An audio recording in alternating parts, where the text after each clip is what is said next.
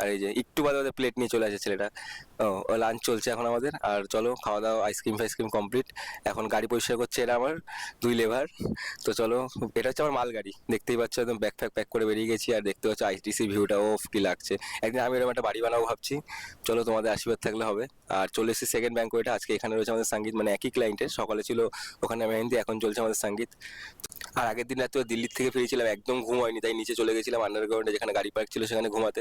তো ঘুমাতে পারলাম না, 10-20 মিনিটে কাজ শুরু হয়ে গেছে। তো দেখতেই পাচ্ছ এখন কাজ শুরু হয়ে গেছে। আর এখানে এদের এন্ট্রিটা খুবই মারাত্মকভাবে হয়, তোমরা দেখতেই পাবে এক্ষুনি। আর এই যে দেখতে পাচ্ছ অনেক ডান্সার সব কিছু দিয়ে এন্ট্রি হচ্ছে।